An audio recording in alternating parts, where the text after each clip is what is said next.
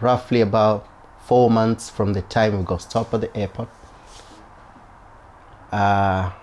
They ambushed into our home. We being shocked of what really happened, everybody being shaken, and by that time my partner, my wife, was pregnant. This whole scenario of them breaking in and ordering and forcing and things being taken forcefully, we've been forcefully being told to obey to all their commands. So it was really terrifying, nerve-breaking, shocking. Woman who's in a later part of the pregnancy, it would be the least thing she was gonna expect is to be brought into shocks and surprises and threats and forcefully to be done things that she wouldn't like to do. I mean, she felt, she's been failed by the system, really. I mean, it's a sense of insecurity that engulfs you at that point where you feel you're not safe anymore. This sense of not belonging, yeah, isolation, and you think you're your target. This is another thing that's going through my mind. I'm thinking, has this one caused any problem to the state of my wife at that time? She is pregnant. She can't communicate very well in the language of English. She doesn't know what's going on. It's a lot of confusion going through her head, and it's going through my head as well. Apart from that, I'm not being told, am I gonna keep contact with my wife? Where will she be? Is she gonna be arrested? Is she gonna be left in the property? How is she gonna live in that property that's already been broken the door? All these things were going through my mind, and the connection between me and my family was broken from then on. Apart from that letter, I didn't have anything about them. I wasn't even allowed to make a phone call to them. Yeah, and they couldn't make a phone call to me. Neither did they know even my solicitors. Yeah, so they were kept in the dark. I was kept in the dark. There was also another breakdown of the communication outside with my family, the rest of the friends and families again, who we were keeping in contact with. So they also broke contact because they came to know about what had really ensued between. They hadn't seen me for a while, so they thought what went wrong, and it was all over the paper. So they broke contact from that side. My family was left alone. I was left alone on the other end, not making any contact between me and my family. So it was singling out every person and put them into stress. She wouldn't be able to put it into words what went through that time. She gave birth after 5 days when I got arrested. So you're talking about less than a week, my wife gave birth. It was a joyous time for my wife, and for even the midwives and all that. They were saying, "Where's the dad?"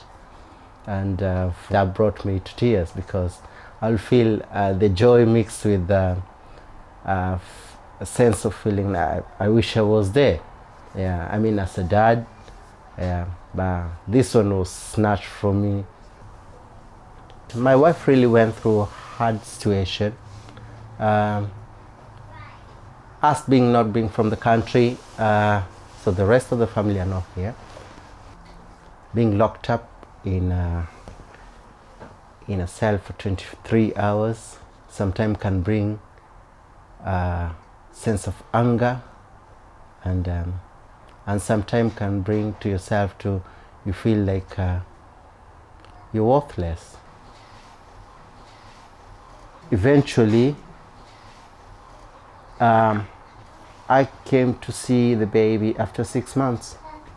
So in reality, my wife kept with caring for the baby and how she got along, Allah knows best.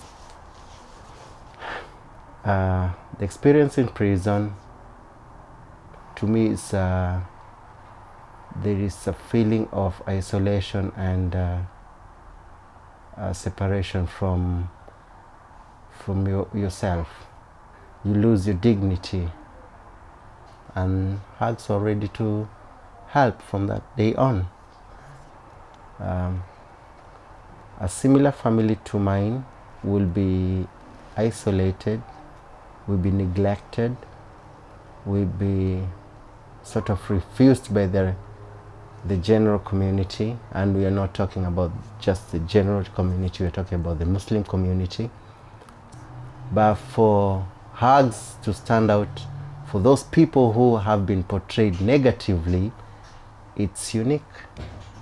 They organized the first visit for my family to come and see me. This was after the first clearance, 6 months after my arrest.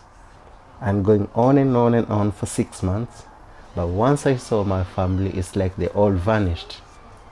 Yeah, it's like when you're meeting a family member at the airport. It's full of joy, and then full of joy, then cries again.